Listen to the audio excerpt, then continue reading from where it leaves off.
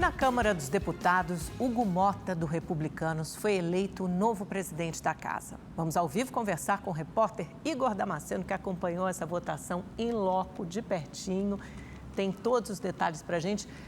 Igor, o Hugo Mota conseguiu uma coisa que parece muito improvável perante os olhos da sociedade, uma sociedade muito polarizada, que é unir em torno do seu nome partidos de todo o espectro político, do PT ao PL. Aliás, tal qual o seu antecessor, Arthur Lira. Boa noite, Igor. Da esquerda para a direita, né, Amanda? Boa noite a você, também a todos que nos acompanham. Hugo Mota recebeu 444 votos. Apenas 55 parlamentares deram preferência para os demais candidatos. Mota é o parlamentar mais jovem a assumir a cadeira da presidência da Câmara. Tem apenas 35 anos. Também é o segundo presidente da Câmara mais bem votado da história, perdendo apenas para o seu antecessor, Arthur Lira, que em 2023 recebeu 464 votos. Hugo Mota é apadrinhado pelo próprio Lira e começou a articular a candidatura dele ainda no ano passado. Em seu primeiro discurso como presidente da Câmara, Mota defendeu a autonomia do poder legislativo e que a Câmara se fortaleça institucionalmente. Vamos ouvir. Poderes têm a obrigação de não apenas serem independentes, mas de zelarem pela harmonia. Porque sem harmonia, que muitas vezes se traduz na autocontenção, na compreensão que nenhum poder pode tudo e que todos, somente todos, podem representar na totalidade a democracia. Sem harmonia, a democracia pode ser irremediavelmente fraturada. Serei um guardião da independência e um sentinela permanente pela harmonia.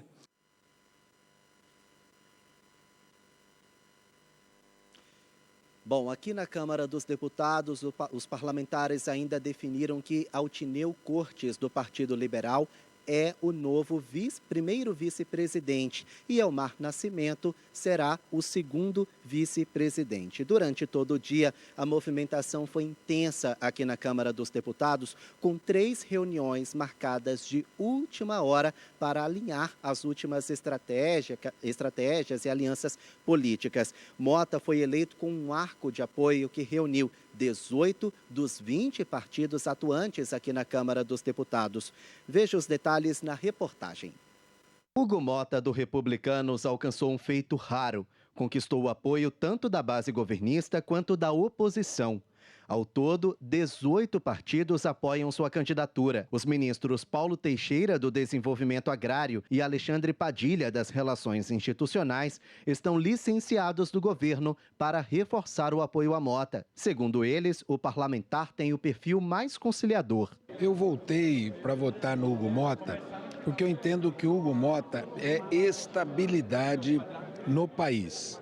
Ele vai dar continuidade para que todas essas forças que viabilizaram muitas mudanças, nós queremos estabilidade para continuar mudando o Brasil. Quer dizer, da confiança que nós temos aí nesses próximos 2 anos, achamos que nós vamos marcar muitos gols junto com o Congresso Nacional, com a Câmara dos Deputados, a expectativa muito positiva. Quero agradecer muito aqui os nossos ministros parlamentares. Por não apoiar um candidato próprio, a oposição agora está de olho nas comissões, principalmente a CCJ e a Comissão de Tributação e Finanças, 2 das mais influentes da casa. A expectativa é que, por meio delas, consigam ser decisivos nas pautas principais que tramitam aqui na Câmara. A base governista também está de olho na CCJ. Hugo Mota está no seu 4º mandato como deputado federal. Ele foi reeleito em 2022 com votação histórica na Paraíba, com mais de 158 mil votos. Vamos conhecer um pouco mais sobre o novo presidente da Câmara. O presidente mais novo da história. É com essa credencial que Hugo Mota, do Republicanos, chega para comandar a Câmara dos Deputados até 2027. Aos 35 anos, o médico nascido em João Pessoa é apadrinhado pelo atual presidente da casa, Arthur Lira, e conseguiu o apoio oficial de 8 partidos. Casado desde 2017 com a empresária Luana Medeiros, o deputado tem 2 filhos, ainda crianças. Apesar da pouca idade, Mota tem uma trajetória meteórica no mundo político. Com avós deputados e o pai prefeito, Hugo Mota herdou a influência das famílias Mota e Vanderlei, que têm tradição de longa data na política paraibana. Seus familiares, por exemplo, dominam a prefeitura de Patos há décadas. E essa força foi essencial para a ascensão política dele. Em 2010, com apenas 21 anos, a idade mínima permitida, Mota foi eleito deputado federal. Foi a primeira eleição que disputou e desde então nunca mais perdeu. Assim que chegou na Câmara, Mota viu em Eduardo Cunha seu conselheiro político e exemplo a ser seguido. A atuação ao longo dos mandatos, fazendo parte da base de todos os governos, o credenciou como representante do Centrão. Em 2015, Mota foi presidente da CPI da Petrobras, comissão que teve como principal foco as acusações de corrupção contra o PT, vindas da Lava Jato. Além da proximidade com Cunha e Lira, Mota também é aliado próximo do presidente do Progressistas, o senador Ciro Nogueira, ex-ministro da Casa Civil de Bolsonaro. Apesar disso, esses fatores não influenciaram na decisão do presidente Lula, assim como o PT, de declarar voto em Mota. A facilidade no trato pessoal é uma característica que, segundo parlamentares, fez seu nome ser o favorito para suceder Lira. Isso revela um perfil conciliador que pode reduzir os atritos da Câmara com os outros poderes. E no Senado teve uma história muito parecida, né? Uma votação acachapante, praticamente sem opositores, e também de uma candidatura que representa o espectro político todo, da esquerda à direita. Com 73 votos, Davi Alcolumbre foi eleito pela segunda vez presidente do Senado pelos próximos 2 anos. Segunda vez porque ele já havia sido presidente no primeiro biênio do governo Bolsonaro. Deu lugar aos 4 anos de Rodrigo Pacheco e volta à presidência. Quem nos conta essa história é o repórter Marcos Amoroso, direto de Brasília. Boa noite, Amoroso.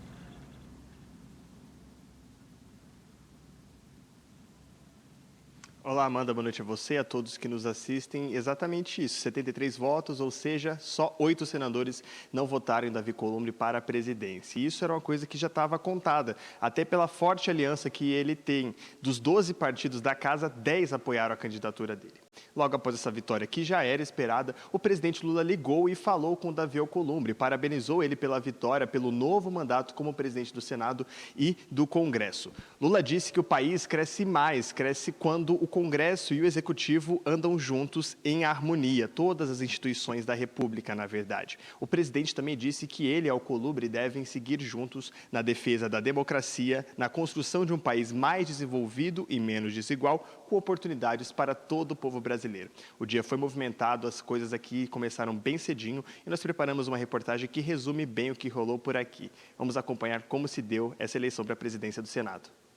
Antes de iniciar a sessão para a eleição do presidente do Senado, o senador Rodrigo Pacheco falou com jornalistas e fez um balanço dos últimos 4 anos que esteve na presidência do Senado. Ele destacou o papel do Senado na preservação do Estado democrático. O que mais deve nos orgulhar, sem dúvida alguma, é a defesa que o Senado fez da democracia no Brasil.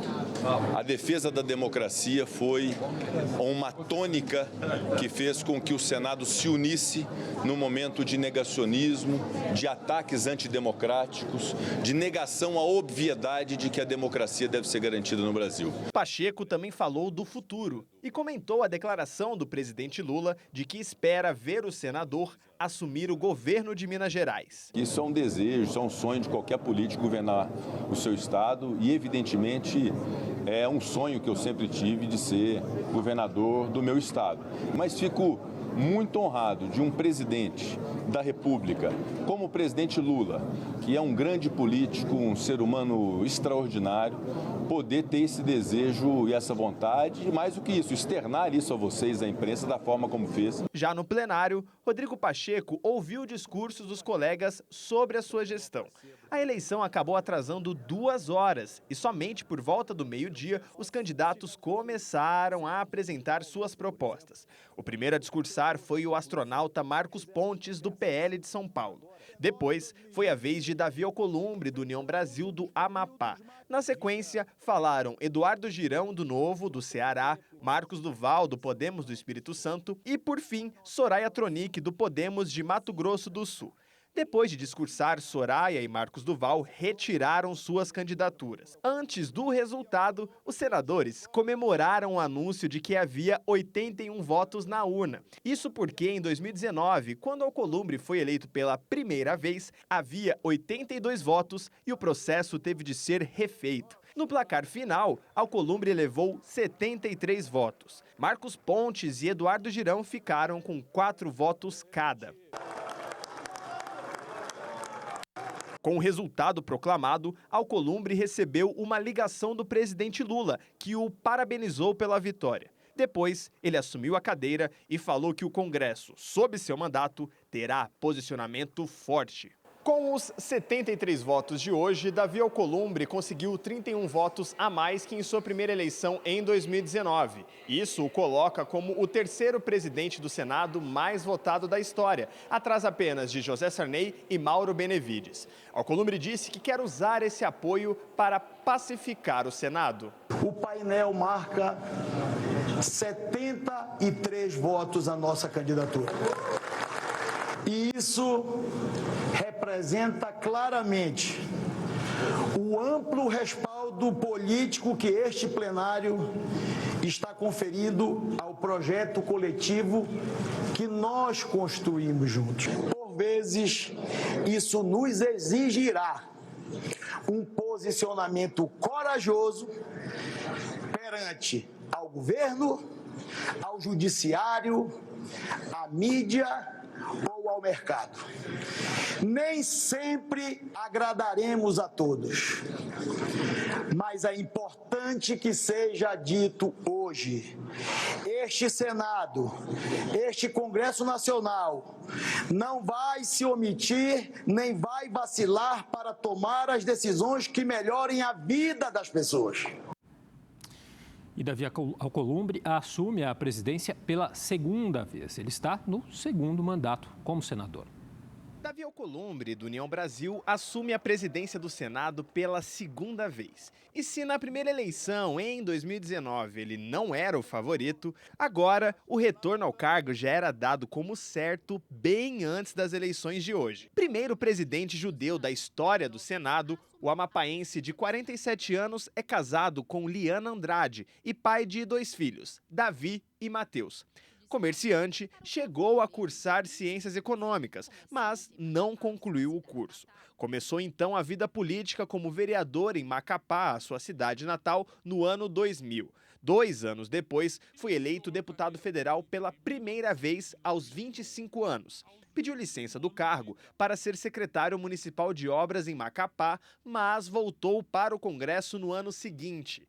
Em 2014, foi eleito senador, sendo reeleito nas eleições de 2022. Alcolumbre já concorreu ao governo do Amapá e à prefeitura da capital, mas não chegou ao segundo turno em nenhuma das disputas. No primeiro mandato na presidência do Senado, Alcolumbre foi apoiado pelo então presidente Jair Bolsonaro, numa eleição bem tumultuada. Apesar de candidato, Davi também estava na mesa diretora durante o processo eleitoral.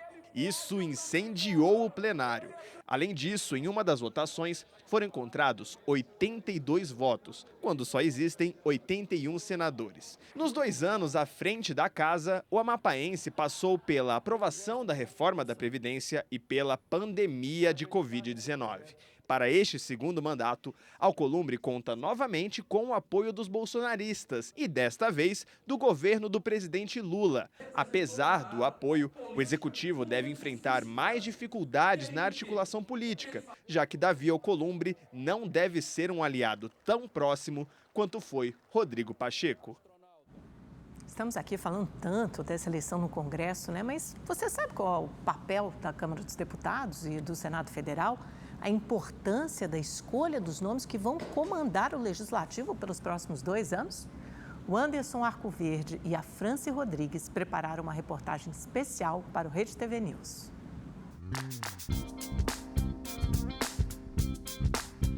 Constituição Federal, artigo 2º.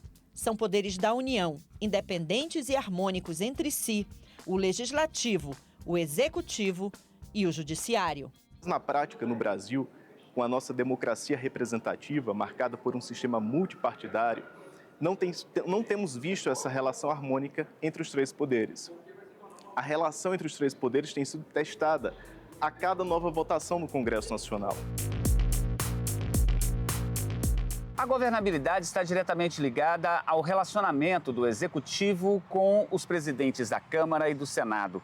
Juntos, deputados e senadores somam 594 parlamentares. E para aprovar projetos importantes, o governo precisa do apoio da maioria.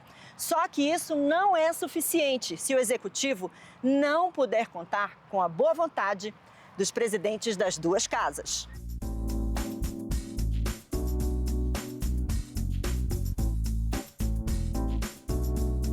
O papel fundamental dos presidentes da Câmara e do Senado é no encaminhamento dos projetos que chegam ao Congresso Nacional.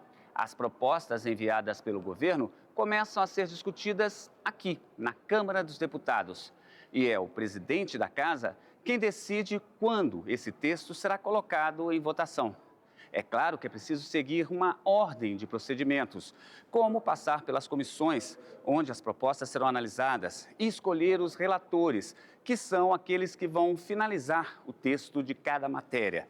Há ainda a reunião com os líderes de partidos, que vão dar opiniões sobre os projetos de acordo com o que defende cada legenda. Mas a palavra final sobre o que será votado naquele plenário é do presidente da Câmara. O governo não possui uma maioria sólida dentro do Congresso Nacional.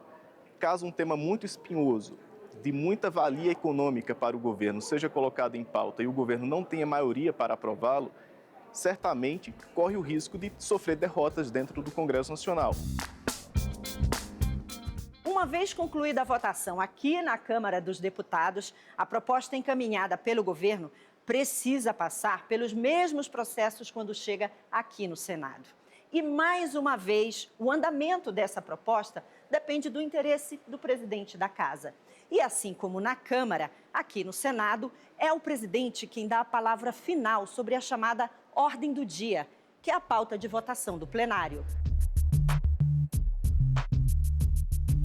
A convivência com o Executivo não é o único fator que influencia os trabalhos nas duas casas. Dependendo do tema de cada proposta, deputados e senadores podem ter posicionamentos bem diferentes. No caso do Senado, por exemplo, o interesse costuma ser mais por questões que envolvem o chamado Pacto Federativo, ou seja, o relacionamento entre a União, os estados, o Distrito Federal e municípios. Assuntos como a cobrança e distribuição de impostos, por exemplo.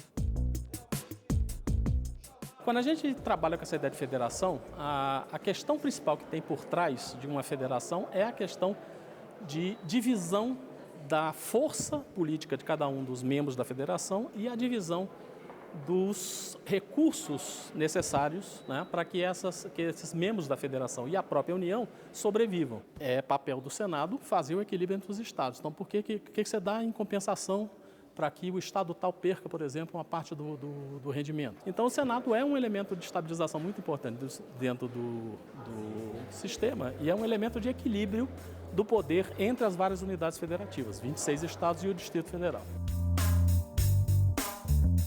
Essa diferença entre Câmara e Senado está presente até mesmo na arquitetura do prédio.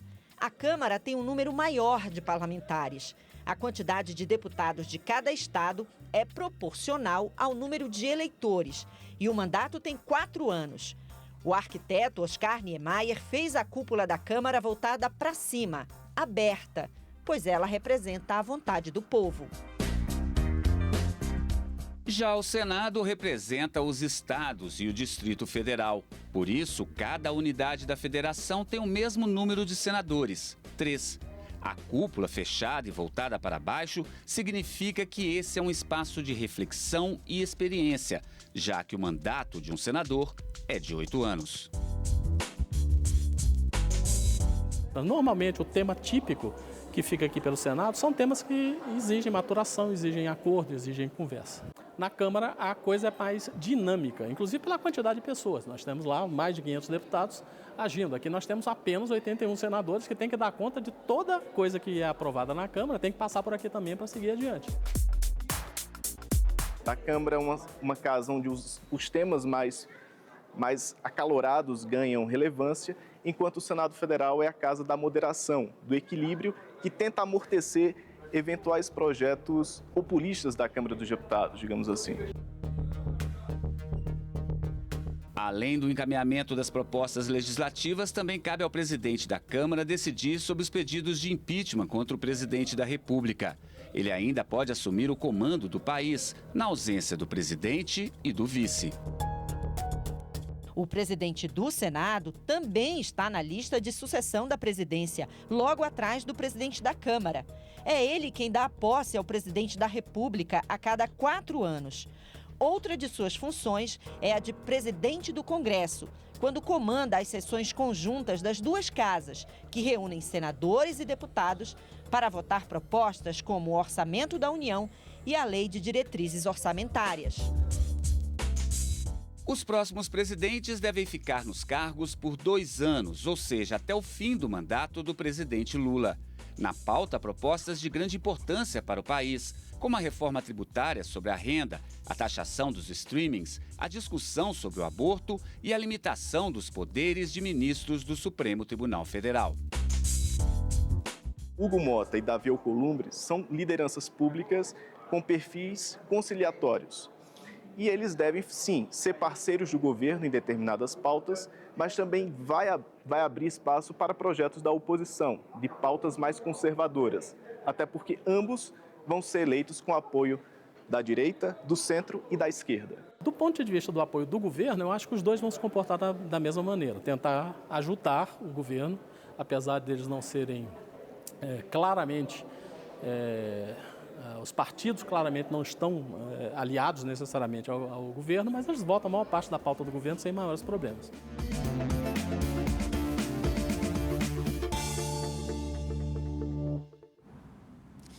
O Rede TV News volta já. Rodada Apex Brasil. Oferecimento.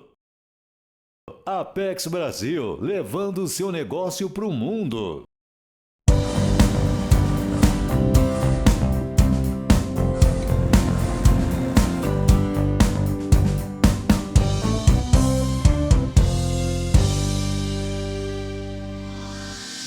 Olá, boa noite. Está no ar mais uma Rodada Apex Brasil. Esta semana foi realizada a primeira etapa da missão África Ocidental. Nigéria e Gana receberam uma comitiva de empresas brasileiras apoiadas pela Apex Brasil. A meta brasileira é fortalecer as relações com o continente africano, com foco na segurança alimentar e na transição energética. O governo do presidente Lula trouxe de volta a prioridade do comércio com a África, que já foi o grande parceiro comercial nosso. Hoje é o terceiro. Depois de China, Estados Unidos, vem a África. E teve um crescimento ano passado de mais de 20%. As oportunidades são enormes, porque nós somos unidos. O Oceano Atlântico não nos separa, nos une. Enquanto vários países do mundo estão se fechando, colocando barreiras ao comércio, é o Brasil fazendo um movimento justamente contrário, buscando parcerias com os nossos irmãos africanos e tudo em torno de um conjunto de oportunidades que visam soluções para esses problemas comuns do Hemisfério Sul. E o potencial é enorme e diverso. Um estudo da inteligência de mercado da Apex Brasil apresentou mais de 6.000 oportunidades para produtos brasileiros no continente. Uma agenda bastante forte de investimento, cooperação. E aqui não foi diferente, também falamos bastante de cooperação, de comércio, enfim, é uma agenda muito importante, prioritária para o governo brasileiro e a gente seguirá agora para outros 2 países aqui na África. Os próximos destinos da missão são a Costa do Marfim e Senegal, que vão receber mais de 40 empresas para aproximar os setores produtivos do Brasil com a região. As feiras internacionais são vitrines para promover os produtos brasileiros ao redor do mundo. A Apex Brasil abriu inscrições esta semana para 5 eventos internacionais. Em 2025, o calendário está repleto das mais diversas oportunidades para empresas que querem incrementar seus negócios no mercado internacional. As feiras que a Apex organizam, elas buscam viabilizar com que as empresas encontrem novos parceiros em diferentes mercados e expandam suas exportações. Este ano estão previstas mais de 70 feiras em 28 países, com vagas para 1.300 empresas expositoras. Os eventos reúnem o que o Brasil tem de melhor em moda, tecnologia, design, cosméticos, máquinas, alimentos e, é claro, produtos da Amazônia. Na seção de eventos do site da Apex Brasil, você encontra as feiras que estão com inscrições abertas. É o caso da Apimondia, na Dinamarca, focada em apicultura, produção de mel e derivados. Outra feira importante é a Plant-Based North America, nos Estados Unidos, dedicada a alimentos e bebidas de origem 100% vegetal. Mais uma opção é a Espaço Food and Service, no Chile, ponto de encontro de fornecedores, entes públicos e profissionais da indústria de alimentos. E a bianual Anuga Alemanha, considerada uma das maiores feiras de alimentos e bebidas do mundo. E na China, a CIE promove oportunidades para vender produtos brasileiros no gigante asiático. A rodada Apex Brasil fica por aqui. A gente volta no próximo sábado. Até lá.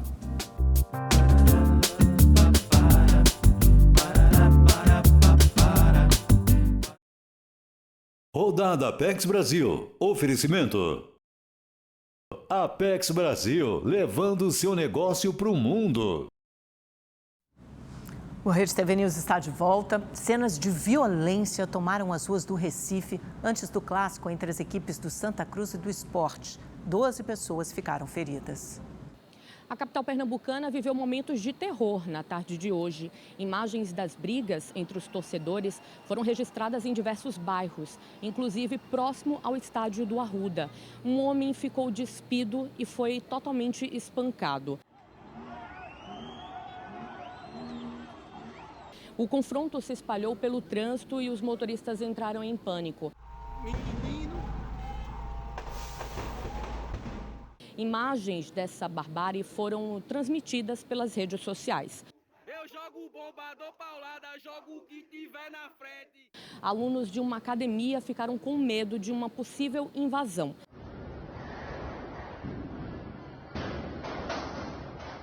Segundo a Polícia Militar, mais de 700 policiais foram mobilizados para o esquema de segurança dentro e fora do estádio, mas não foi o suficiente. Os feridos eles foram trazidos aqui para o Hospital da Restauração. Pelas redes sociais, a governadora Raquel Lira disse que está trabalhando para punir os responsáveis. São Paulo amanheceu contabilizando os prejuízos causados pela chuva. A Defesa Civil emitiu 2 alertas de nível máximo e 5 severos para tempestades. Houve deslizamentos de terra no litoral, na capital e enchentes em vários municípios da região metropolitana. O repórter Giovanni César está ao vivo, tem mais informações. Oi, Giovanni, boa noite. Em que ponto você está da capital paulista e como é que está a situação agora? Boa noite, nós estamos aqui em Osasco, perto da ponte da Vila dos Remédios.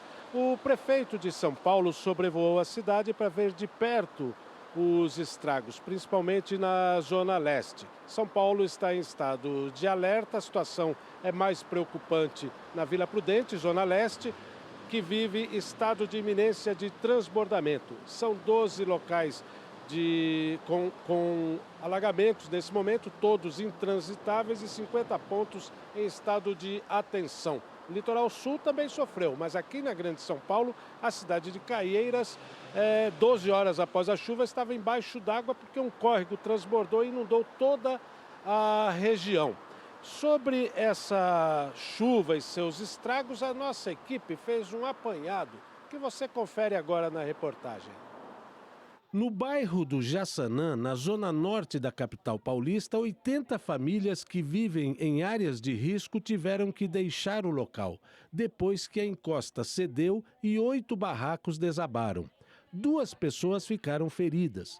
Uma fenda entre a calçada e as casas se abriu e condenou mais de 15 imóveis. Primeiro ponto, a gente vai ajudar as famílias, né, pensando na vida e na segurança deles. Depois, aí, na questão dos bens e tudo mais, para reorganizar de novo a comunidade. A marginal do Rio Tietê ficou interditada até o final da noite.